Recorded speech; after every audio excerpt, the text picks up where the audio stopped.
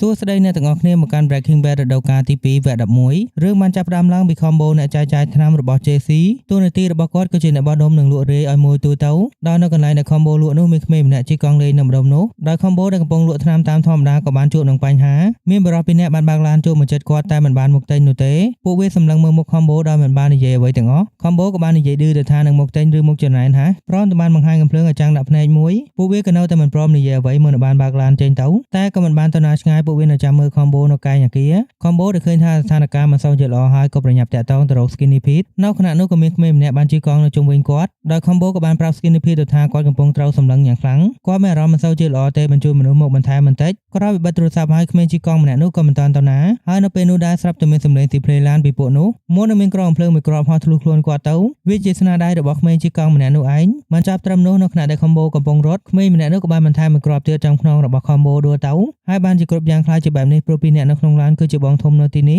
ការដែលថ្នាំរបស់ Walter រាតត្បាតមកដល់ទីនេះធ្វើឲ្យពួកគេមិនអាចលួចថ្នាំរបស់ពួកវាបានហើយនេះគឺជាលទ្ធផលរបស់អ្នកដែលហ៊ានឆ្លងដែនមកកន្លែងដែលមានម្ចាស់បដូរមក Walter នៅពេលនេះបានមកដល់ដំណាក់កាលចុងក្រោយរបស់ការព្យាបាលមហារាជហើយវាគឺជារឿងដែលតាំងយ៉ាងខ្លាំងព្រោះមហារាជនៅក្នុងខ្លួនរបស់ Walter មិនអាចប្រើវិធីធម្មតាក្នុងការវះកាត់បានទេតែទោះជាបែបនោះការវះកាត់សួតក៏ជាវិធីដែលល្អបំផុតដោយពេទ្យអាសរដែលជាអ្នកជំនាញខាងវះកាត់សួតក៏បាននិយាយថាទោះជាស្ដាប់ទៅគួរឲ្យខ្លាចតែបើមិនធ្វើមហារាជនោះនឹងបន្តរាតត្បាតទៅរហូតការធ្វើគីម៉ូនៅពេលនេះបានត្រឹមតែពន្យាពេលតែប៉ុណ្ណោះបើហ៊ានប្រថុយបន្តិចនឹងអាចប្រហែលជាទទួលបានលទ្ធផលដែលល្អដោយតម្លៃវះកាត់ក៏មិនសូវជាថ្លៃប៉ុន្មានទេត្រឹមតែ$200,000តែប៉ុណ្ណោះ Skyler ដែលឮក៏ឈឺក្បាលនាងមិនចង់សម្រេចចិត្តនោះទេពេលប្រចាំក៏ដឹងថានោះជាបញ្ហាធំសម្រាប់ពួកគេទើបចង់ឲ្យពួកគេទាំងពីរទៅពិភាក្សាគ្នាសិន Walter ក៏ប្រាប់ថាមិនចាំបាច់ទេគាត់នឹងវះកាត់ Skyler ក៏មិនសូវជាពេញចិត្តឲ្យ Walter សម្រេចអ្វីដោយមិនពិភាក្សាគ្នាសិន Walter ក៏ប្រាប់យើងគ្មានជំរឿអ្វីក្រៅពីនេះទេបើមិនធ្វើក៏ស្លាប់តែការវះកាត់ក៏មិនទាន់ចាប់ផ្ដើមឥឡូវនេះទេចាំឲ្យសួតដែលរលាកនោះជាសះស្បើយសិនហើយម្យ៉ាងទៀតត្រូវចាំឲ្យកូនស្រីរបស់ពួកគេទាំងពីរសម្រាលសិនក្រោយពីចេញពីមន្ទីរពេទ្យ Walter ក៏បានទៅយកទូរស័ព្ទដែលលាក់ទុកនៅបន្ទប់រៀនពេលបើកមើលក៏ឃើញថា JC បានទេមករោគជាង10ដង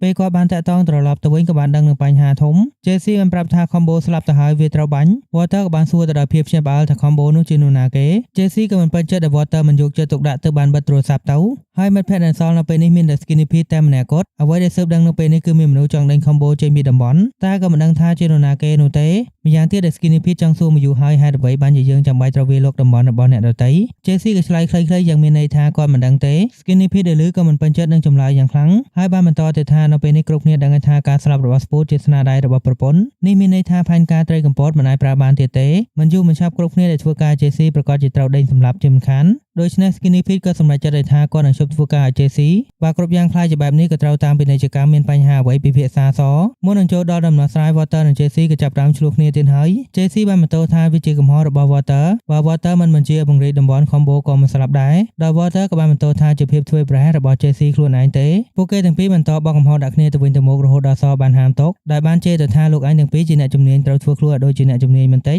ហើយ Walter ក៏ចាប់ផ្ដើមចូលបញ្ហាតែម្ដងនៅពេលនេះពួកយើងគ្មានវិធីនឹងចែកចាយថ្នាំនោះទេអ្នកដែលធ្លាប់ធ្វើការឲ្យក៏នាំគ្នាភ័យបាសក់ព្រោះការស្លាប់របស់ combo ហើយថ្នាំទាំងអស់ដែលពួកគេនៅសល់ពេលនេះមានរហូតដល់38ផោនសដែលលឺក៏បានស្រ័យវ៉ាវព្រោះនោះវាជាចំនួនដែលច្រើនយ៉ាងខ្លាំង Walter ក៏បាននិយាយថាច្រើនក៏គ្មានន័យអីទេបើលក់មិនចេញតែសក៏បានណែនាំវិធីល្អៗឲ្យពួកលោកឯងកំពុងត្រូវការអ្នកជំនួញដែលស្មោះត្រង់មិនមែនពួកទំនើងដែលធ្វើខ្លាំងដូចជា Thuko អ្នកដែលនឹងជួលនៅវ៉ាន់ចេញទៅក្រៅស្រុកហើយលក់ឲ្យតែមួយដុំអ្នកដែលធ្វើពាណិជ្ជកម្មនេះមកជា20ឆ្នាំតែមិនដែលត្រូវចាប់បាន Walter ដែលលឺក៏អង្គុយមិនជាប់ហើយចង់ដឹងថាអ្នកជំនួយម្នាក់នោះជានរណាសក៏បានឆ្លើយថាគាត់មិនស្គាល់នឹងបរិបទម្នាក់នោះផ្ទាល់នោះទេតែគាត់ស្គាល់នឹងអ្នកដែលស្គាល់បរិបទម្នាក់នោះដែលអាចណាត់ជួបឲ្យបានបន្ទាប់ពីត្រឡប់មក JC ក៏បានមកមើលទូរទស្សន៍ជាមួយនឹង Jane គាត់មានអារម្មណ៍មិនសូវជាល្អឡើយដែលបានបាត់បង់មិត្តភក្តិសំខាន់ម្នាក់ទៅទើប JC ចង់ឲ្យ Jane ចេញទៅគាត់ចង់នៅម្នាក់ឯងមួយរយៈតែ Jane ក៏មិនព្រមងាយៗនោះទេចង់ឲ្យ JC បើកចិត្តនិយាយការពិតព្រោះនាងដឹងមកយូរហើយថា JC ជាអ្នកជួញដូរថ្នាំ JC ដែលឮដូចនោះក៏បានប្រាប់ទៅថាមិត្តភក្តិរបស់គាត់ត្រូវសម្លាប់ JC បានបន្តគ្រប់យ៉ាងថាជាកំហុសរបស់គាត់ដែលបញ្ជូន combo ទៅកន្លែងនោះនិយាយចាប់ JC ក៏នៅតែចង់ឲ្យ Jane ចេញទៅដដែលគាត់ចង់បង្ហុយដើម្បីបំភ្លេចគ្រប់យ៉ាងហើយគាត់ក៏មិនចង់ឲ្យនាងនៅជិតគាត់នៅពេលនេះទេព្រោះនាងកំពុងព្យាបាលពីការប្រើប្រាស់ថ្នាំមិនចង់ឲ្យមកពាក់ព័ន្ធជាមួយនឹងទៀត Jane មិនចង់ឲ្យ JC លេងថ្នាំក៏ព្យាយាមបបួលគាត់ចេញទៅក្រៅតែ JC ក៏មិនព្រមស្ដាប់នឹងបានដេញនាងឲ្យចេញទៅ Jane ក៏បានធ្វើតាមនៅចង្វាក់ដែលនាងកំពុងបើកទ្វារចេញទៅនាងឈរកាត់មួយសន្ទុះមុននឹងសម្រេចចិត្តបន្តនៅជាមួយនឹង JC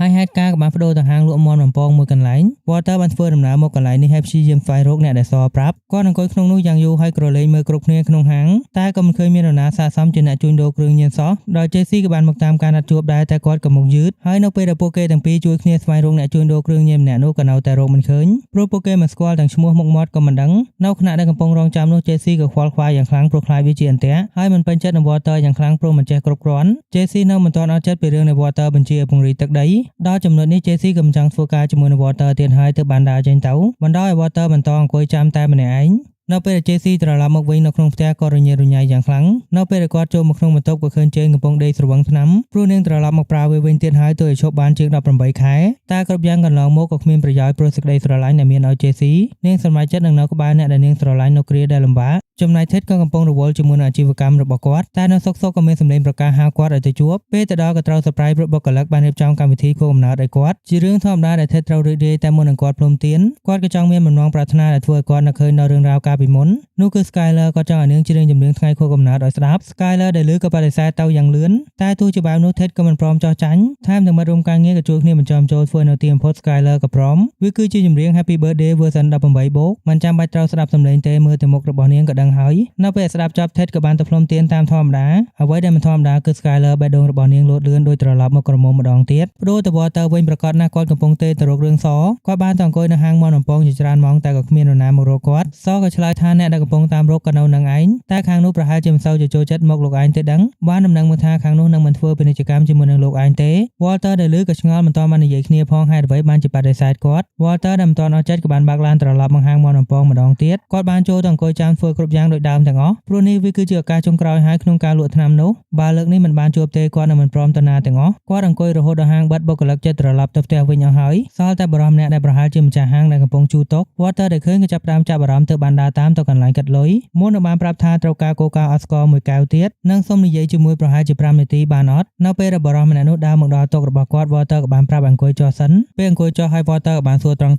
ថាហេតុអ្វីបានជាលើកមុនមិនមកជួបគាត់បរិមម្នាក់នោះដែលឮក៏ឆ្ងល់ទៅបានសួរថាជួបអ្វី Walter ក៏មិនព្រមព្រោះគាត់ប្រកាសណាស់ថានេះគឺជាអ្នកដែលគាត់តាមរកទើបបាននិយាយថាខ្ញុំជឿថាយើងទាំងពីរនាក់ដូចគ្នាដោយត្រង់ពួកយើងទាំងពីរធ្វើគ្រប់យ៉ាងដោយភាពប្រុងប្រយ័ត្នបើលោកឯងជាអ្នកដែលខ្ញុំកំពុងតាមរកឲ្យឱកាសខ្ញុំម្ដងទៅទឹកមុខដ៏រាក់ទាក់របស់បរិមម្នាក់នោះក៏បានផ្លាស់ប្ដូរមកនឹងបាននិយាយថាយើងមិនដូចគ្នាទេលោកវ៉ៃលោកឯងមិនមែនជាអ្នកដែលមានភាពប្រុងប្រយ័ត្នសូម្បីតែបន្តិចដៃគូរបស់លោកឯងក៏មកយឺតថែមទាំងស្រវឹងថ្នាំទៀតរឿងនោះវាក៏ត្រូវធ្វើឲ្យ Walter មិនអាចប្រកែកអ្វីបានមុននឹងត្រូវមើលងាយបន្ថែមថាលោកឯងមិនចេះមើលមនុស្សទាល់តែសោះគាត់មិនអាចធ្វើការជាមួយនឹងក្មេងញៀនថ្នាំបែបនោះបានទេ Walter ដែលមិនចង់ឲ្យរឿងរបស់ JC មករីរាំងទើបបានសួរថាលោកឯងមិនដែលឃើញផលិតផលរបស់ពួកយើងអត់វាគឺជារបស់ដែលល្អបំផុតនៅក្នុងទីផ្សារឬពិភពលោកក៏ថាបានទោះជាឡើងតម្លៃវាជា2ដងក៏នៅតែអាចលក់បានដដែលចំណែកអ្នកដែលខ្ញុំរើសមកធ្វើការជាមួយក៏មិនមែនជាបញ្ហារបស់លោកឯងទេបរិមម្នាក់នោះក៏បានសួរថាហេតុអ្វីបានជាត្រូវជាក្មេងម្នាក់នោះ Walter ក៏បានគិតមួយសន្ទុះមុននឹងបានចម្លើយថាព្រោះវាធ្វើតាមអ្វីដែលគាត់ប្រាប់នឹងអាចទុកចិត្តបានចម្លើយនោះវាក៏ធ្វើឲ្យបរិមម្នាក់នោះចិត្តទន់មកខ្លះទៅបានសួរថាមានប៉ុន្មាន Walter ក៏ឆ្លើយមាន38ផោនព្រមនឹងដឹកជញ្ជូនបរិមម្នាក់នោះក៏ស្ងាត់ទៅមួយសន្ទុះមុននឹងបានងើបចេញទៅ Walter ដែលឃើញបែបនោះក៏ចង់ឲ្យលេខទូរស័ព្ទក្រែងលោចាប់អារម្មណ៍បរិមម្នាក់នោះក៏ឆ្លើយថាមិនអីទេគាត់មានលេខទូរស័ព្ទរបស់លោកឯងស្រាប់ហើយ Walter វ៉ៃព្រមទាំងបានដាស់តឿនថាលោកឯងមិនអាចទុកចិត្តក្មេងញៀនថ្នាំម្នាក់នោះបានទេបដូរមក Skyler នាងកំពុងត្រួតពិនិត្យបញ្ជីលុយដែលខុសប្រក្រតីរបស់ក្រុមហ៊ុនដោយសារសមត្ថភាពរបស់នាងក៏អាចរកចម្លើយទាល់តែឃើញតែទោះជាក្រុមហ៊ុនជាអ្នកបោកឬត្រូវបោកក៏មិនមែនជារឿងសំខាន់ព្រោះវាជាស្នាដៃរបស់ Ted គាត់បានសារភាពគ្រប់យ៉ាងប្រាប់ឲ្យ Skyler បានដឹងគាត់ចាំបាច់ត្រូវធ្វើបែបនេះព្រោះក្រុមហ៊ុនកំពុងជួបនឹងវិបត្តិគាត់ចង់រក្សាក្រុមហ៊ុននេះទុកដើម្បីកុំឲ្យបុគ្គលិកទាំងអស់អត់ការងារធ្វើទោះជាការប្រើវិធីនេះដើម្បីកិច្ចពន្ធវាប្រថុយយ៉ាងណាគាត់ក៏ចាំបាច់ត្រូវធ្វើ Skyler ដែលឮក៏ពេញចិត្តនឹង Ted ដែលហ៊ានធ្វើគ្រប់យ៉ាងដើម្បីបុគ្គលិកចំណែក JC ក៏កំពុងលិចលង់ចូលទៅក្នុងគ្រឿងញៀនមិនត្រឹមតែប៉ុណ្ណោះគាត់ក៏បានអូសជេនចូលមកដែរថែមទាំងនាងក៏ញៀនជាងគាត់ទៅទៀតនាងបានដើរត្រឡប់ចូលមកវិញជាមួយនឹងហេរ៉ូអ៊ីនព្រោះមុននោះជឿនញៀនវាយ៉ាងខ្លាំងថែមទាំងវិធីសាស្ត្រដែលប្រើក៏គ្រោះថ្នាក់យ៉ាងខ្លាំងដោយ JC ដែលឃើញក៏ចាប់អារម្មណ៍ទៅចង់សារដែរជេនក៏មិនជំទាស់បានដាក់ឲ្យគាត់មួយបញ្ចូលពេញ JC ដែលមិនដែលសារក៏ចង់ដឹងថាវានឹងមានអារម្មណ៍យ៉ាងម៉េចជេនក៏ឆ្លើយថាកុំបារម្ភអីបន្តិចទៀតដឹងហើយនាងក៏បានបញ្ជូន JC ហោះឡើងទៅលើអវកាសនិយាយបានថាគូនេះហោះទៅឆ្ងាយហើយមិនអាចទាញត្រឡប់មកវិញបានទេ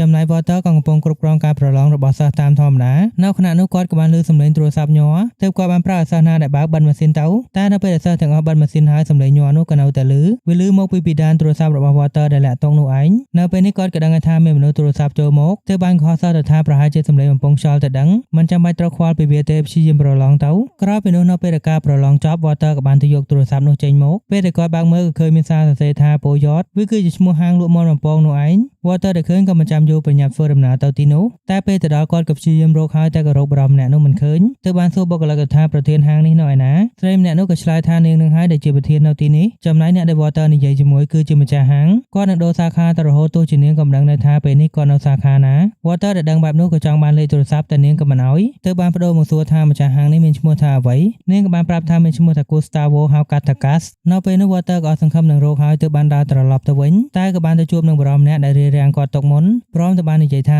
38ផោនបដូរជាមួយនឹងលុយ 1.2 លានដុល្លារជួបគ្នានៅកន្លែងចតឡានខាងជើង1ម៉ោងខាងមុខទៀត1ម៉ោងខាងមុខទៀតហាមលើសជាដាច់ខាត Walter ដែលឮបែបនោះក៏ប្រញាប់ចេញមកហើយតាក់ទងទៅរក JC មុនគេតែ JC នៅពេលនេះក៏មិនអាចទទួលទូរស័ព្ទបានទេព្រោះហោះចេញទៅក្រៅអវកាសបាត់ហើយទើបគាត់បានត្រឹមតែផ្ញើសារសម្លេងថាគាត់នឹងទៅយកឥឡូវនេះចំណែក Skyler ដែលកំពុងអង្គុយទំនេរក៏មានអារម្មណ៍ថាឈឺពោះចង់សម្រាលនិយាយបានថាកូននេះរកពេលបានល្អមែនបដូរមក Walter វិញគាត់សម្ដៅមកផ្ទះរបស់ JC យ៉ាងលឿនចូលទៅគោះទ្វារផ្ទះរបស់ JC ដែលភាពក្តៅក្រហាយតែទោះជាគួរយ៉ាងម៉េចវាក៏មិនព្រមបើកទ្វារឲ្យចង្វាក់នោះដែរ Skyler ក៏បានតាក់ទងមក Walter ដែលឃើញក៏សម្រេចចិត្តមិនទទួលព្រោះគាត់មានការងារមិនទាន់ត្រូវធ្វើហើយ Walter ក៏លែងទ្រាំនឹង JC ទើបបានរត់ទៅក្រោយផ្ទះប្រើរូបចម្លាក់ថ្មនៅជិតៗនោះដំទ្វារចូលទៅតែទោះជាសម្លេងឮយ៉ាងនេះមួយគូក្នុងផ្ទះក៏មិនព្រមភ្ញាក់ Walter ដែលចូលទៅបានក៏ចាប់វាអូកឡើងមកយកទឹកជះមកវាហើយក៏នៅតែមិនព្រមភ្ញាក់ទើបបានទះទៅមើលកំភ្លៀងហើយសួរថាថ្នាំនៅឯណា JC ដែលមិនទាន់មានសតិក៏បានប្រាប់ថានៅក្រោមកន្លែងលាងចាន Walter ដែលដឹងក៏បានមករើសមើលកន្លែងនោះស្របពេលគ្នាដដែល Skyler ក៏ទេមកមិនព្រមឈប់នៅទីបំផុត Walter ក៏រកថ្នាំនៅឃើញគ្រាន់តែគួរវាធ្លាក់មកទាំងអស់វិធីយកចេញទៅក៏មិនលំបាកគាត់បានប្រមូលវាទាំងអស់ដាក់ចូលក្នុងថង់ដាក់សម្រាម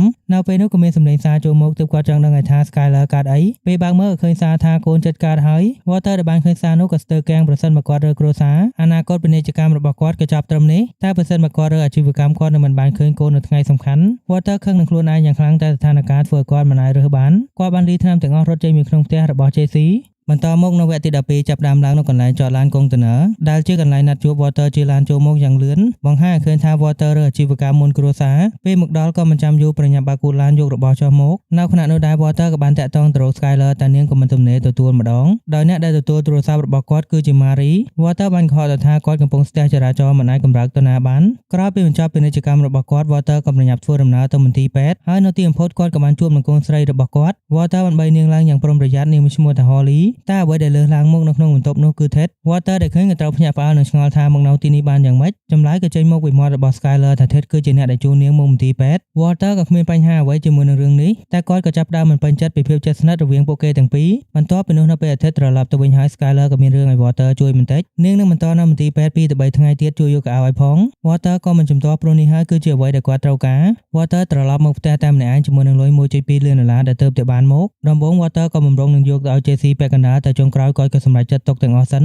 ព្រោះឆ្លងមកមួយថ្ងៃទៀតហើយ JC ក៏មិនទាន់ភ្ញាក់ផងមិនយូរប៉ុន្មានទូរស័ព្ទរបស់ Jane ក៏រោឡើងនោះគឺជាឪពុករបស់នាងព្រោះថ្ងៃនេះ Jane មានរឿងសំខាន់ត្រូវធ្វើពេលបិទទូរស័ព្ទហើយ Jane ក៏ប្រញាប់ត្រៀមខ្លួនចេញពីផ្ទះរបស់ JC តែមុននឹងចេញទៅនាងក៏សង្កេតឃើញថាមានមនុស្សគាត់ធ្វើក្រោយចូលមកចំណែក JC ដែលភ្ញាក់មកហើយឃើញក៏ប្រញាប់ទៅមើលកន្លែងទុកថ្នាំ JC ភ័យយ៉ាងខ្លាំងដែលបានឃើញថាថ្នាំទាំងអស់ត្រូវលួចទៅហើយបើ Walter ដឹងពីរឿងនេះគាត់ប្រកាសជាស្លាប់ជាមិនខានចំណែក Jane ក៏មិនបានទៅណាឆ្ងាយនាងទៅមជ្ឈមណ្ឌលព្យាបាលអ្នកញៀនថ្នាំឪពុកតែងតែនាំនាងមកទីនេះជាប្រចាំដោយក្តីបារម្ភចង់ឲ្យនាងឈប់ដាច់ពីវាមិនពាក់ព័ន្ធជាមួយនឹងគ្រឿងញៀនតទៅទៀតដោយសារ Jane គឺជាកូនតែម្នាក់គាត់ធ្វើឲ្យគាត់តាមចិត្តគ្រប់បែបយ៉ាងលើកលែងតែគ្រឿងញៀនម្យ៉ាងគាត់ដែលគាត់មិនអាចអនុញ្ញាតបានចំណែកកូនស្រីរបស់ Walter និង Skyler ក៏អាចត្រឡប់មកផ្ទះវិញបានហើយក្រោយ Walter ចេញមកពីបន្ទប់របស់កូនស្រីក៏បានជួបនឹងកូនប្រុសកំពុងនិយាយទូរស័ព្ទនឹងនរណាម្នាក់ដោយខាងនោះមិនព្រមនិយាយទើប Junior បានបិទទូរស័ព្ទទៅតែនៅពេលនោះក៏មានអ្នកទេចូលមកម្ដងទៀតទើប Walter ប្រញាប់ទទួលដោយបានប្រាប់កូនថាជាការប្រកួតថានរណាលឿនជាងដោយអ្នកដែលទេមកគឺជា JC តែ Walter ក៏ធ្វើដូចជានិយាយជាមួយនឹងជំនួយការនយោបាយ Walter ក៏ធ្វើជានិយាយបែបនោះរហូតដល់ Junior ដើរចេញទៅ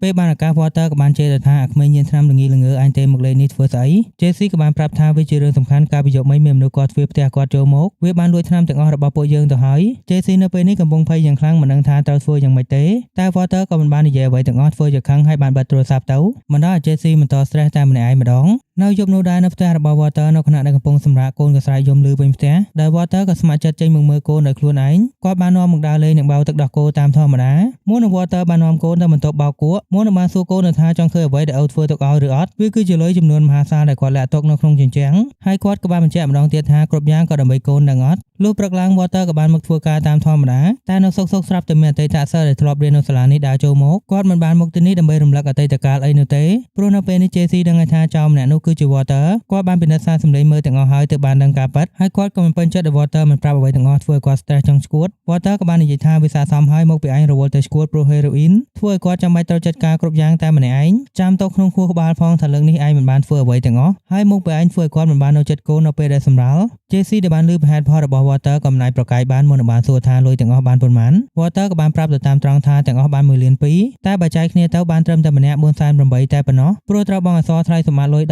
17% JC ដែលបានឮចំនួនក៏ចង់បានចំណាយមកភ្លាមៗ Walter ក៏បានសាយឡើងនឹងប្រាប់ថាប្រសិនបើគាត់ឲ្យលុយឯងពេលនេះមិនដល់មួយអាទិត្យទេឯងប្រកាសជាស្លាប់ព្រោះថ្នាំឈួតនោះ JC ក៏ប្រញាប់ប្រកែកនឹងប្រាប់ថាគាត់ឈប់ heroin នឹងបានហើយ Walter ដែលឮក៏បាននិយាយថាអញ្ចឹងយើងមកត្រួតពិនិត្យទឹកនោមសិនបើឯងឈប់បានមែននោះគាត់នឹងយកលុយចំណាយរបស់ឯងឲ្យភ្លាមៗប្រកាសណា JC ក៏មិនហ៊ានថែមទាំងត្រូវ Walter ឌឺដាក់ទៀតឯងប្រហែលជាត្រូវទៅចាយថ្នាំពីសង្សារញៀនថ្នាំរបស់ឯងសិនទៅ JC ក៏ខឹងយ៉ាងខ្លាំងដែល Walter មកថាអាស្រ័យរបស់គាត់ទើបភ្លាមៗនោះ JC បានយកកៅនោះគប់ដាក់ Walter ក្រោយពីនោះពួកគេទាំងពីរក៏មិនបាននិយាយអ្វីបន្តមុននឹង JC បានដើរចេញទៅក្រោយពីត្រឡប់មកពីបង្រៀន Walter ក៏បានមកជួយចិញ្ចឹមកូនដោយមាន Marie ដែលតែងតែមកលេងជាប្រចាំនៅពេលនោះ Skyler ក៏បានដើរចូលមកនិងប្រាប់ថាកូនប្រុសរបស់អ្នកឯងពិតជាពូកែមែនចេញមកមើលថាកូនបានធ្វើអ្វី Walter ក៏មិនដឹងទេថាមានអ្វីកើតឡើងតែគាត់ក៏ភ័យទុកមុនទោះជាតាមពិតទៅ Junior គ្រាន់តែបានទៅសេ website ដើម្បីទទួលបរិច្ចាគក្នុងនោះមានទាំងរូបប្រវត្តិនិងលេខទូរស័ព្ទរបស់ Walter ដើម្បីយកលុយដែលបានមកជួយវ៉ាការសួតឲ្យអូតែ Walter ដែលឃើញបែរជាមិនសូវជាពេញចិត្តប៉ុន្មានព្រោះគាត់គិតថាគាត់អាចរស់នៅបានដោយលុយរបស់ខ្លួនឯងមិនចាំបាច់ត្រូវពឹងនរណាទាំងអស់តែមិនថាយ៉ាងម៉េចលទ្ធផលវាក៏ចេញមកហើយ Skyler បានប្រាប់ថាកូនព្យាយាមអស់ពីសមត្ថភាពដើម្បីបង្កើត website នោះបើបង្ខំឲ្យបិទវាចោលក៏មិនបាក់ទឹកចិត្តកូនខ្លាំងពេកទើបចុងក្រោយ Walter ដែលគ្មានជំរឿក៏បានបណ្ដោយវាទៅបើមានបញ្ហាចូលមក Walter ក៏មិនភ្លេចទៅពិភាក្សាសទៀតហើយគាត់បានទៅរអ៊ូឲ្យសស្រាប់ថាគាត់មានលុយជាច្រើននៅក្នុងបន្ទប់ទឹកច្រើនដល់ថ្នាក់យកវាទៅថ្លឹងដើម្បីប៉ានស្មានចំនួនតែទោះជាបែបនោះគាត់កំណាយប្រើលុយនោះបានប្រាប់គ្រួសារក៏មិនកើតទោះជាលុយនោះគាត់ជាអ្នករកមកដោយកម្លាំងញើសឈាមរបស់ខ្លួនឯងក៏ដោយសក៏ជួយនឹករកហេតុផលល្អៗដើម្បីយកលុយចូលផ្ទះដំបូងយើងអាចប្រាប់ថាខ្ញុំជួបនឹងកាបូបមួយនៅផ្លូវរថភ្លើងពេលបើកវាមើលក៏ឃើញថាលុយក្នុងនោះណែនប៉ែប្រកាសណា Walter ក៏បានបដិសេធជាមួយនឹងហេតុផលនេះសក៏បានបន្តថាអញ្ចឹងមរតកយ៉ាងម៉េចដែរគ្រាន់តែប្រាប់ទៅថាខ្ញុំមានអូនម្នាក់ស្រឡាញ់គ្នាខ្លាំងណាស់តែកំដៅតាក់ទងគ្នាយូរហើយមុននឹងស្លាប់គាត់បែរជាទុកលុយឲ្យខ្ញុំ$1 លាន Walter ក៏នៅតែមិនយកព្រោះគាត់មិនចូលចិត្តហេតុផលដែលមើលទៅដូចលៀបខ្លាំងពេកគាត់ចង់បានហេតុផលដែលថាគាត់បានវាមកដោយកម្លាំងញើសឈាមរបស់ខ្លួនឯងព្រមទាំងបានរអ៊ូរឿងនៃកូនបង្កើត website ទទួលបរិច្ចាគឡើងមកនោះវាមិនខុសឲ្យពីសុំទានអនឡាញសូម្បីតែបន្តិចវាធ្វើឲ្យ Walter មានអារម្មណ៍មិនសូវជាល្អធ្វើដូចជាគាត់គ្មានសមត្ថភាពក្នុងការរកលុយសដែលលើក៏នៅឃើញវិធីល្អៗឡើងមកបានផែនការនេះហៅថា Zombie គាត់ស្គាល់នឹង hacker ម្នាក់ដែលពូកែខ្លាំងណាស់វាអាចចាយលុយដែលមានទៅទូទាំងពិភពលោកបានបន្ទាប់មកនឹងធ្វើការបំបាយលុយនោះឲ្យធ្វើការវេចូលមកបន្តិចម្ដ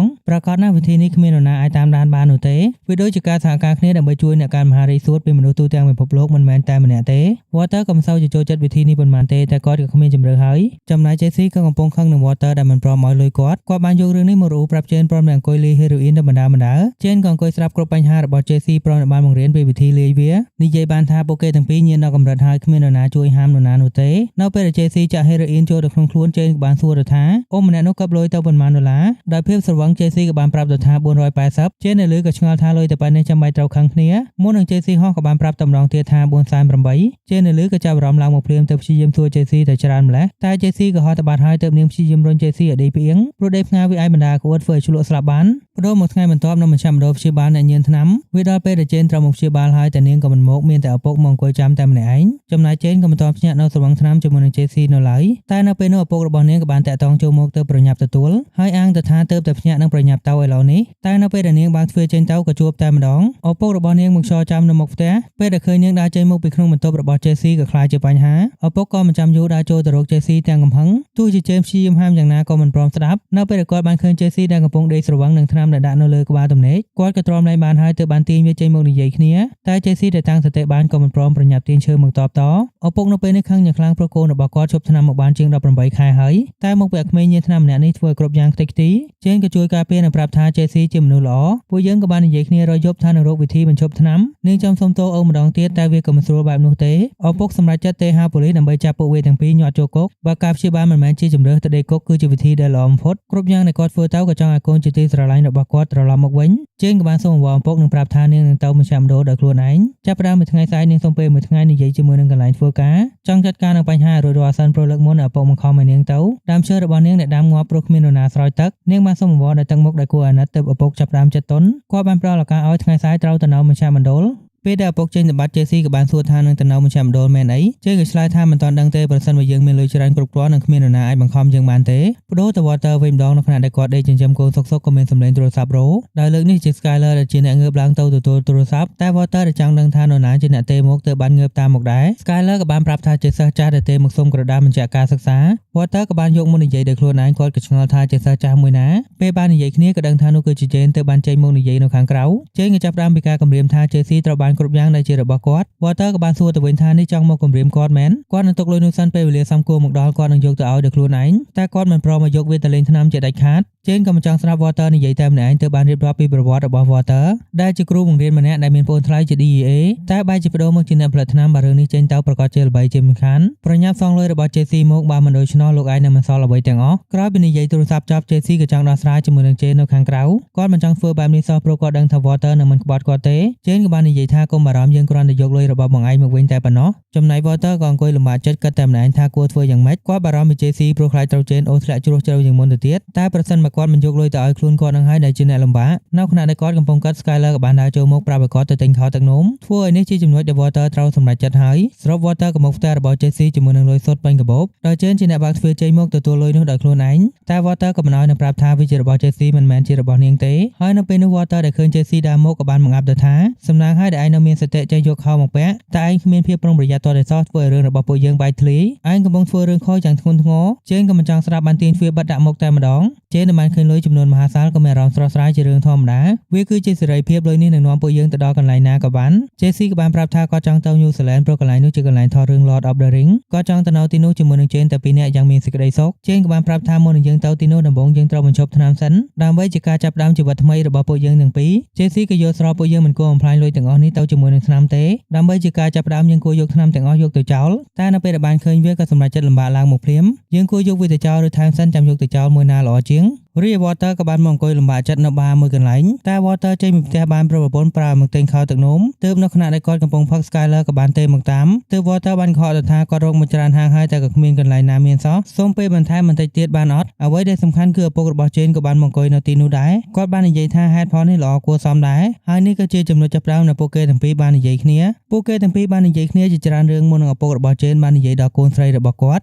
នាងគឺជាកូនតែមួយគត់ហើយការចិញ្ចឹមកូនស្រីវាជាអ្វីដែលលំបាកយ៉ាងខ្លាំងពេលធំឡើងក៏ចាប់ផ្ដើមមានពិភពលោករបស់ខ្លួនឯងគាត់មិនអាចចូលទៅពាក់ព័ន្ធបានចំណែក Walter ក៏បានរអ៊ូរឿងក្មួយម្នាក់ពេលនេះវាធំហើយនឹងធ្វើវាដូចជាកូនក្មេងក៏មិនកើតប្រដៅវាក៏មិនស្ដាប់ទោះជាយើងព្យាយាមបកគលអ្វីដែលល្អបំផុតឲ្យវាក៏មិនព្រមទទួលឪពុករបស់ Jane ក៏បានណែនាំថាយើងមិនគួរបណ្ដោយឲ្យពួកគេដើរផ្លូវខុសទេព្រោះមិនថាយ៉ាងម៉េចពួកគេក៏ជាគ្រួសាររបស់យើងនៅពេលដែលសម្រួលអារម្មណ៍បានហើយ Walter ក៏បានមករក JC ម្ដងទៀតចង់ដាស់តឿនសតិឲ្យត្រឡប់មកជាមនុស្សម្នាវិញបានហើយតែទោះជាគាត់ទៅគោះទ្វារយ៉ាងម៉េចក៏គ្មានអ្នកបើកទើបគាត់បានដើរទៅក្រោយហើយចូលទៅតាមទ្វារដែលគាត់បំបែកទុកពេលចូលទៅឲ្យឃើញទាំងពីរអ្នកនោះស្រវឹងដដែលក៏មានអារម្មណ៍មិនពេញចិត្តយ៉ាងខ្លាំងគាត់ព្យាយាមដើរជាច្រើនដងតែក៏គ្មាននរណាភ្ញាក់តែនៅពេល Walter អន្លន់ខ្លួនរបស់ JC ក៏បានទៅប៉ះ Jane បណ្ដាដេកផ្ងានាងក៏ចាប់ផ្ដើមឆ្លក់តែដោយសារស្រវឹងខ្លាំងពេកនាងក៏មិនដឹងខ្លួននៅពេលដែលនាងចាប់ផ្ដើមកន្ត្រាក់ Walter ក៏បានចូលទៅជួយតែគាត់ក៏បដូរចិត្តសម្រេចចិត្តមិនជួយទោះជាគាត់អាចជួយបានដើម្បីដល់លេង JC ឲ្យត្រឡប់មកវិញគាត់ក៏សម្រេចចិត្តមើលនាងឆ្លក់រហូតដល់ស្លាប់វាគឺជាការសម្រេចចិត្តដ៏ឃោរឃៅព្រមមួយផ្នែកវាក៏ជាស្នាដៃរបស់គាត់ដែលធ្វើឲ្យនាងស្លាប់តែគាត់នឹងមិនសោកស្ដាយតាមក្រោយនៅអ្វីដែលគាត់បានសម្រេចចិត្តនោះទេបន្តមកនៅវគ្គចុងបញ្ចប់របស់រដូវកាលទី2រឿងបានចាប់ផ្ដើមឡើងពីរូបភាពសខ្មៅទៀតហើយហេតុការណ៍ដែលបានកើតឡើងនៅផ្ទះរបស់ Walter មានតុក្កតាខ្លាឃ្មុំពណ៌ផ្កាឈូកភ្នែកមួយចំហៀងរបូតអណ្ដែតលើទឹកមុននឹងអ្នកប្រមូលភស្តុតាងបានដួសវាឡើងមកហើយញាត់ចូលទៅក្នុងកេសជាមួយនឹងអីវ៉ាន់ដទៃទៀតកញ្ចក់ឡានរបស់ Walter ដែលបែកខ្ទេចព្រមជាមួយនឹងសពរបស់មនុស្សពីរនាក់ដែលដេកស្លាប់នៅជិតនោះបន្តមករូបភាពក៏ត្រឡប់មកជាពណ៌ធម្មតាវិញមានភ្លើងឆេះកាត់ឡើងពីកន្លែងនិងអធម្មភារចក្រដែលចូលទៅឡោមព័ទ្ធកន្លែងកើតហេតុហើយហេតុការណ៍ក៏បានប្ដូរត្រឡប់ទៅមុននឹងហេតុការណ៍នេះបានចាប់ផ្ដើម JC ដែលភ្ញាក់មកឲ្យឃើញតែ Jane នឹងទៅហើយក៏ព្យាយាមជួយជីវិតតែមិនថាគាត់ធ្វើយ៉ាងម៉េចនាងក៏គ្មានថ្ងៃងើបឡើងមកវិញទេ JC ខូចចិត្តយ៉ាងខ្លាំងដែលភ្ញាក់មកឲ្យឃើញថាអ្នកដែលគាត់ស្រឡាញ់បំផុតស្លាប់ទៅហើយគាត់បន្តថាគ្រប់យ៉ាងគឺជាកំហុសរបស់គាត់តែម្នាក់គត់ហើយម្នាក់គត់ដែលគាត់អាចពិភាក្សារឿងនេះបានក៏មានតែ Walter គាត់ដែលកំពុងស្លុតជាមួយនឹងរឿងនៃការឡើងក៏មិនដឹងថាប្រើភាសាអីនិយាយជាមួយនឹង Walter ពេលដែលគាត់តាំងសតិបានក៏បានរៀបរាប់គ្រប់យ៉ាងឲ្យ Walter ដឹងដែល Walter ក៏ដឹងរឿងនេះស្រាប់ហើយព្រោះគាត់ជាដើមហេតុហើយអ្នកដែលអាចជួយដោះស្រាយបញ្ហាពួកគេបានក៏មានតែសម្នាក់គត់គាត់បានបញ្ជូនអូម្នាក់ចូលមកគាត់មានឈ្មោះថាម៉ៃគាត់គឺជាអ្នកបោសសម្អាតដ៏សាហាវរបស់សភ្លាមៗដែលគាត់ចូលទៅក្នុងផ្ទះរបស់ JC ក៏ចាប់ផ្ដើមធ្វើការជំនាញរបស់គាត់ធ្វើការចាត់ការគ្រប់យ៉ាងខ្លាចជារឿងងាយស្រួលប្រសិនបើករណីនេះទៅដល់ដៃរបស់សបោសសម្អាតផោះតាំងទាំងអស់ឲ្យទោសធ្ងន់ខ្លាចជាស្រាលរួចហើយក៏បានទៅបញ្ជាក់ប្រាប់ JC ថាឯងភ្ញាក់ឡើងមកហើយឃើញនាងខ្លាចជាបែបនេះហើយឯងមិនដឹងថាមានអ្វីកើតឡើងក្រៅពីនេះទៀតទេ JC ដែលកំពុងសោកសៅយ៉ាងខ្លាំងក៏មិនចង់ដឹងអ្វីទាំងអស់រហូតធ្វើឲ្យម៉ៃមិនអាចទ្រាំបានជាមួយនឹង JC ទៅបានផ្ទះទៅមួយ កំភ្លៀងបង្ខំមិននិយាយប្រាប់ប៉ូលីសថាខ្ញុំភ្ញាក់មកហើយជួបនាងខ្ញុំមិនដឹងអ្វីក្រៅពីនេះទេនៅពេលក្រុមស៊ើបសង្កេតមកដល់វានឹងខ្លាចទៅជាការប្រើថ្នាំលើកម្រិតតែប៉ុណ្ណោះគ្មាននរណាអាចចាប់ឯងបានទេតែបើឯងត្រូវចាប់មែននោះឲ្យប្រាប់ប៉ូលីសទៅថាខ្ញុំត្រូវការមេធាវីបន្ទាប់ពីនោះក៏តាក់ទងទៅរកសគូតមែនអ្វីដែលសំខាន់ដែល JC ត្រូវចាំទុកគឺគាត់មិនដែលមកទីនេះទេដោយម៉ៃក៏បានយកលុយសុទ្ធទាំងអស់របស់ JC ចេញទៅដែរ JC នៅពេលនេះក៏បានតែអង្គុយបន្ទោខ្លួនឯងព្រោះ Jane គឺជាគ្រប់យ៉ាងក្នុងជីវិតរបស់គាត់ចំណែកផែនការ Zombie របស់ Walter ក៏បានចាប់ផ្ដើមឡើងហើយលុយរបស់គាត់ដែលត្រូវ hacker របស់សចាយចាយទៅទូទាំងពិភពលោកត្រូវបរិច្ចាគត្រឡប់មកវិញចូលទៅក្នុងបញ្ជីរបស់ Junior ម្ដង10ម្ដង$20ពេលនេះវាបានកើនឡើងរហូតដល់510ហើយ Junior សប្បាយចិត្តយ៉ាងខ្លាំងដែលឃើញថាមានមនុស្សចាប់អារម្មណ៍នឹងជួយឪពុករបស់គាត់តែ Walter ក៏មិនពេញចិត្តនឹងផែនការនេះយ៉ាងខ្លាំងព្រោះមើលទៅវាដូចជាគាត់ជាមនុស្សទន់ខ្សោយទោះជាបែបនោះ Walter នៅពេលនេះក៏មិនអាចធ្វើអ្វីបានហើយបណ្ដោយឲ្យកូនមានមោទនភាពជាមួយនឹងស្នាដៃដែលគិតថាខ្លួនឯងធ្វើបានជោគជ័យរីឯឪពុករបស់ Jane វិញក៏មិនទាន់ដឹងឡើយថាមានអ្វីកើតឡើងជាមួយនឹងកូនរបស់គា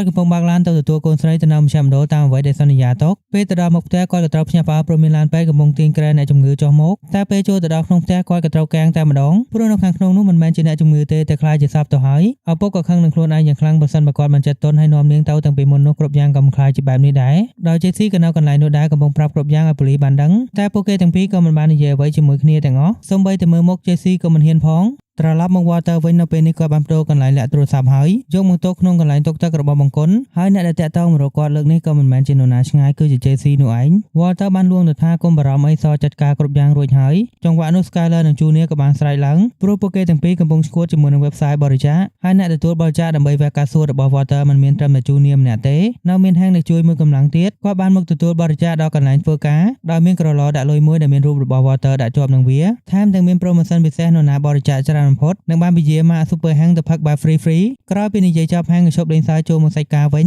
វាតាក់ទងនឹងការស្លាប់របស់ Combo ដែលជាអ្នកចែកចាយថ្នាំធម្មតាម្នាក់ប៉ុណ្ណោះហេតុអីបានជាវាមាន Blue Sky ឬ Ipokyo មកគ្រប់គ្រងបាននេះបង្ហាញឃើញថា Heisenberg ពិតមិនទាន់ត្រូវចាប់នោះទេចំណែកអ្នកដែល DEA ចាប់បានលើកមុនគាត់ក៏ស៊ើបប្រវត្តិមកហើយវាគ្មានផ្លូវជា Heisenberg បាននោះទេហើយសំខាន់ជាងនោះទៅទៀតគឺ Combo ស្លាប់នៅក្រៅស្រុកដែលយើងនៅពេលនេះ Ipokyo បានបាត់ចេញពីស្រុកនេះអស់ហើយតែពិនិត្យមើលស្រួលបួលវាបានរាតត្បាតទៅស្រុកជុំវិញម្ដងស្ថានភាពបានផ្លាស់ប្ដូរទៅហើយ Heisenberg មិនទាន់ត្រូវចាប់ថែមនឹងវាឆ្លាតជាងមុនទៅទៀតលែងធ្វើពាណិជ្ជកម្មក្នុងតំបន់ខ្លួនឯងហើយតែបង្រាយទៅតំបន់ដទៃទៀតប៉ុន្មានថ្ងៃក្រោយពីនោះ Walter ក៏បានទទួលដំណឹងផ្ទាល់ពីសថា JC បានបាត់ខ្លួនទៅហើយអ្នកដែលដឹងថា JC ទៅណានោះក៏មានតែម៉ៃម្នាក់គាត់បាននាំ Walter មកស្លាប់មួយកន្លែងដែលពោពេញទៅដោយអ្នកញៀនថ្នាំដ៏គ្រោះថ្នាក់ប្រសិនបើ Walter ចូលទៅអាចត្រូវប្លន់នៅត្រូវបាញ់ក៏ថាបានដូច្នេះម៉ៃចង់ចូលទៅដោយខ្លួនឯងចង់ឲ្យ Walter ត្រឡប់ទៅផ្ទះធ្វើចិត្តឲ្យត្រជាក់តែ Walter ក៏បដិសេធគាត់នឹងចូលទៅរក JC ដោយខ្លួនឯងពេលចូលទៅ Walter ក៏បានជួបនឹងពួកញៀនថ្នាំដែលត្រៀមនឹងប្លន់គាត់បានគ្រប់ពេលហើយពួកនោះក៏មិនខ្លាចប៉ូលីសដែរព្រោះការជាប់គុកមិនខុសពីការដេកផ្ទះតែទោះជាបែបនោះ Walter ក៏មិនស្ទាក់ស្ទើរក្នុងការចូលទៅជួយ JC ចេញមកពេលដែល Walter បានទៅជួបនឹង JC សតិរបស់វាក៏មិនសូវជានៅនឹងខ្លួនប៉ុន្មានទេដេកស្រមើសម័យដល់ Jane ដែលទើបតែស្លាប់ទៅតែម្នាក់ឯងទោះជា JC ចិត្តឈួតទៅហើយ Walter ក៏មិនព្រមឲ្យ JC មកចាប់នៅកន្លែងនេះទេនៅខណៈដែល Walter កំពុងមើលកូនតូចសម្លេងបរិច្ចាគលុយក៏រោមិនឈប់វាធ្វើឲ្យនាងដេកមិនលក់ទើបគាត់បានមកបញ្ជាឲ្យ Junior បិទសម្លេងបន្តិចតែ Junior ក៏មិនស្ដាប់និងប្រកែកទៅវិញថានេះជាសម្លេងរបស់លុយណាអូមិនទាន់ដោះស្រាយជាមួយនឹងកូនរួចផង Skyler ក៏បានដើរកាត់មកនាងកំពុងនិយាយទូរស័ព្ទជាមួយនឹង Marie ហើយវាក៏ជារឿងសំខាន់យ៉ាងខ្លាំងព្រោះនឹងមានអ្នកសារព័ត៌មានមកសម្ភាសកូនប្រុសដែលបានបើក website ទទួលការបរិច្ចាគឲ្យជោគជ័យយ៉ាងខ្លាំងប្រសិនបើបានចេញព័ត៌មានប្រកាសជាមានមនុស្សចាប់អារម្មណ៍ច្រើនជាងនេះទៅទៀតលុយដែលបានមកប្រកាសជាការឡើងជា2ដងជាមិនខានពីអ្នកម៉ែកូននេះក៏សហការគ្នាយ៉ាងល្អចំណែក Walter ក៏បានទៅតាមនោះទៅដូរមកហាងនៅពេលនេះគាត់កំពុងអង្គុយលំបាកចិត្តរឿង Ipokyo ដែលរាតត្បាតពេញទីផ្សារនៅចង្វាក់នោះមេរបស់ហាងក៏សូមចូលមកជួបហើយបានណែនាំអ្នកវិនិយោគនិងអ្នកជំនួញក្នុងស្រុកឲ្យស្គាល់ក្នុងចំណោម3នាក់នេះក៏មានម្នាក់ដែលមិនគួរមកនៅទីនេះគាត់គឺជា Gas ពួកគេទាំង3មកទីនេះដើម្បីបរិច្ចាគលុយគាំទ្រប៉ូលីសដែលមេរបស់ហាងក៏ចង់ទាំង3នាក់នោះសប្បាយចិត្តពីបញ្ហាគ្រឿងញៀនក្នុងស្រុកមន្ត្រីហាងចាត់ការនឹងបញ្ហានេះយ៉ាងពិតប្រាកដនិងយកចិត្តទុកដាក់នៅខណៈដែលអ្នកជួយរកគ្រឿងញៀនម្នាក់ក៏ឆ្លោះស្ដាប់នៅពីមុខរបស់គាត់បន្ទាប់ពីនោះនៅពេលដែល Gas ត្រៀមនឹងដើរចេញទៅគាត់ក៏ក្រឡេកទៅឃើញក្រឡបរិច្ចាគដែលមានរូបរបស់ Walter ទៅបានសួរថា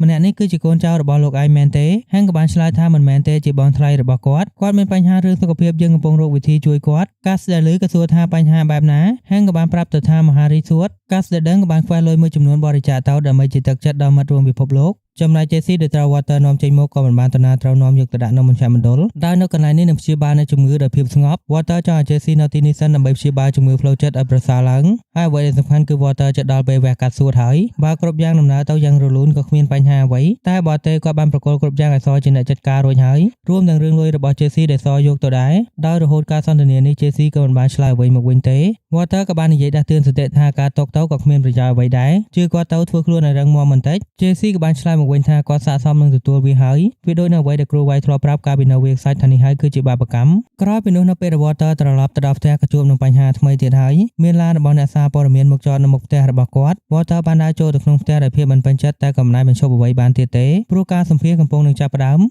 ដោយលុយទាំងអស់ដែលពួកគេទទួលបាននៅពេលនេះគឺ$6,300សម្រាប់គ្រួសាររបស់ពួកគេហើយនេះគឺជាអ្វីដែលគួររីករាយបំផុតម្យ៉ាងទៀតអ្វីដែល Junior សរសេរចូលទៅក្នុង website នោះបង្ហាញឃើញថា Walter ជាមនុស្សល្អ Junior ក៏បានបញ្ជាក់ថានោះជារឿងពិតអាចទៅសួរនរណាក៏បានឪពុកជាមនុស្សអត់ធ្មត់ព្យាយាមតស៊ូដើម្បីគ្រួសារមករហូតជាមេគ្រួសារយ៉ាងពិតប្រាកដដែលធ្វើតែរឿងត្រឹមត្រូវ Walter ដែលបានឮពីអ្វីដែលកូននិយាយក៏ស្រក់ទឹកភ្នែកព្រោះគាត់នៅពេលនេះផ្ទុយស្រឡះពីអ្នកដែលកូនធ្លាប់ស្គាល់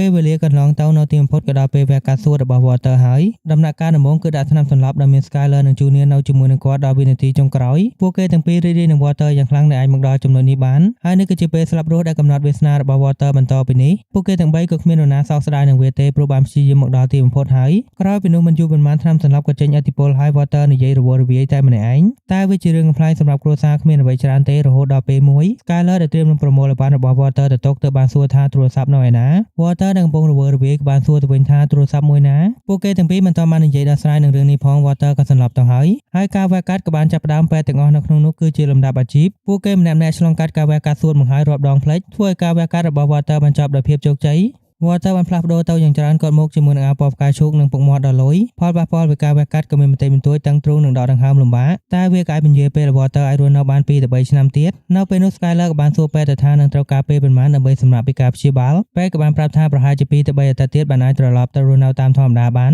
នហាមលើករបស់ធ្ងន់ហើយសម្រាប់ឲ្យបានច្រើន Skyler ក៏មិនទាន់ចប់នៅបានសួរបញ្ជាក់ទៅថាគាត់អាចរស់នៅម្នាក់ឯងបានអត់ពេទ្យក៏បានឆ្លើយថាអាចពឹងពាក់ខ្លួនឯងបានគ្មានបញ្ហាអ្វីទេព្រោះមកឪពុករបស់ Jane វិញនៅពេលនេះគាត់បានត្រឡប់មកធ្វើការវិញហើយទោះជាសភាពចិត្តរបស់គាត់មិនទាន់ត្រឡប់មកប្រក្រតីវិញផងមិត្តភ័ក្តិរបស់គាត់ក៏បានប្រាប់ឲ្យសម្រាប់មួយរយៈទៀតទៅតែគាត់ក៏មិនព្រមស្ដាប់ព្រោះគាត់កាន់តែនៅតែម្នាក់ឯងក៏កាន់តែនឹកដល់កូនមានតែការងារប៉ុណ្ណោះដែលអាចកាត់បន្ថយភាពឈឺចាប់របស់គាត់បានខ្លះដោយការងាររបស់ឪពុកជេនក៏មិនមែនជាអ្វីដែលធម្មតានោះទេគាត់មានតួនាទីចាំប្រាប់ផ្លូវហោះហើរឲ្យយន្តហោះវាជាការងារដែលត្រូវការស្មារតីនិងភាពជាក់លាក់យ៉ាងខ្លាំងបដូរមក Walter វិញពេលនេះគាត់បានមកនៅផ្ទះយ៉ាងសប្បាយចិត្តហើយគាត់បានទៅគិតថាទុកពុកមាត់បែបនេះក៏លួយម្យ៉ាងដែរមុននឹងបានដើរមកសួរ Skyler ថាគិតយ៉ាងម៉េចដែរតែ Skyler ក៏មិនលេងសើចជាមួយនាងកំពុងប្រមូលអីវ៉ាន់ដើម្បីចេញពីផ្ទះនាងនឹងទៅនៅផ្ទះរបស់ Hank មួយរយៈសិនហើយនៅខណៈដែលនាងមិននៅនាងចង់ឲ្យ Walter ប្រមូលអីវ៉ាន់ចេញពីផ្ទះទៅផង Walter ដែលឮក៏ឆ្ងល់ថាវាមានអ្វីកើតឡើងក៏ចង់ដឹងពីហេតុផល Skyler ក៏ចិត្តល្អប្រាប់ទៅថាមុខវិពាកកុហករបស់អ្នកឯងនឹងហើយអ្នកឯងមានទូរស័ព្ទ2គ្រឿងមុននឹងវាកាត់អ្នកឯងជាអ្នកនិយាយដោយខ្លួនឯង Walter ក៏បានអាងទៅថាពេលនោះគាត់កំពុងរវើរវាយមិនដឹងអីទេ